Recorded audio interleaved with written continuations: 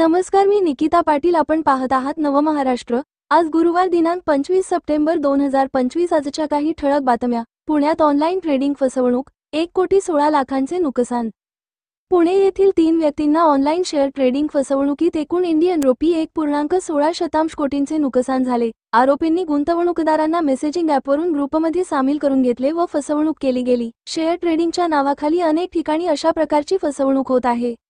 कोल्हापूरचे अरुण डोंगळे राष्ट्रवादीत प्रवेश. कोल्हापूर येथील गोकुळ दलाचे संचालक अरुण डोंगळे राष्ट्रवादी काँग्रेसमध्ये प्रवेश करत आहेत. या बदलामुळे स्थानिक राजकीय समीकरणांवर परिणाम होण्याची शक्यता आहे. तसेच कोल्हापूरमध्ये अजित पवार यांची राष्ट्रवादी काँग्रेस मजबूत होण्याच्या स्थितीत आली आहे.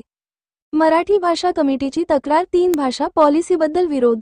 मराठी भाषा सल्लागार समितीने 3 भाषा पॉलिसीसाठी स्थापन करण्यात आलेल्या जाधव पॅनलचे विघटन करण्याची मागणी केली. त्यांचा दावा आहे की शाळांमध्ये प्रारंभापासूनच 3 भाषा सुरू केल्यास विद्यार्थी ओढवले जातील.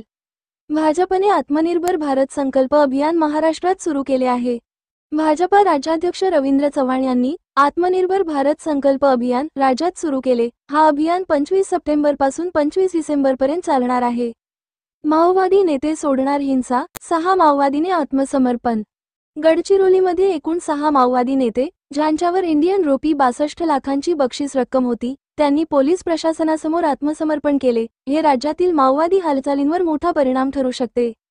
छगन भुजबळ यांच्या नाराजीने मंत्रिमंडळ बैठकीचा बहिष्कार. ओबीसी अनुसूचित जाती आरक्षणाच्या मुद्रेमुळे उपमुख्यमंत्री छगन भुजबळ यांनी राज्य मंत्रिमंडळाच्या बैठकीवर बहिष्कार केला, ज्यामुळे राष्ट्रवादी पक्षात तातडीची बैठक बोलावली गेली आहे. नमस्कार, तुम्ही पाहत आहात नवमहाराष्ट्र आणि आजच्या विशेष बातमीत आपण पाहणार आहोत महाराष्ट्रातील शेतकऱ्यांवर मुसळधार पावसाचा झालेला जबरदस्त फटका. महाराष्ट्रात गेल्या काही दिवसांपासून पावसाने हाहाकार माजवला आहे. विशेषतः मराठवाडा, विदर्भ आणि पश्चिम महाराष्ट्रातील शेतकऱ्यांना या पावसामुळे मोठ्या अडचणींचा सामना करावा लागत आहे. धाराशिवमध्ये तुफान पावसामुळे सोयाबीनच्या शेतीला तळ्याचे स्वरूप आले आहे.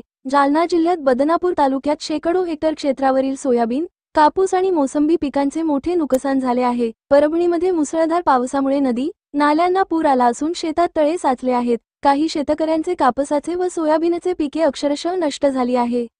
शेतकऱ्यांसाठी काही उपाय उपलब्ध आहेत. PMFBY आणि राज्यस्तरीय फसल विमा योजनेत नोंदणी करून नुकसान भरपाई मिळवता येऊ शकते. तालुका कृषी अधिकारी, कृषी भवनकडे नुकसानाची तक्रार नोंदवणे आवश्यक आहे. राज्य सरकारच्या आपत्ती निवारण निधीतून आर्थिक मदत मिळवता येऊ शकते. पिकांवर आलेल्या रोग आणि कीटकांवर तांत्रिक मार्गदर्शन घेणे गरजेचे आहे. शेतकरी संघटना किंवा सहकारी संस्थांमार्फत सामूहिक उपाय करणे उपयुक्त ठरते. मुसळधार पावसामुळे शेतकऱ्यांना मोठ्या अडचणींचा सामना करावा लागत आहे. नवमहाराष्ट्र तुमच्या सोबत आहे, सतत घडामोडींची माहिती देत राहील. अधिकृत माहितीसाठी आपल्या तालुका कृषी अधिकारी किंवा कृषी भवनशी संपर्क साधा. या होत्या आजच्या बातम्या. पुढच्या ताज्या घडामोडींसाठी पाहत राहा नवमहाराष्ट्र.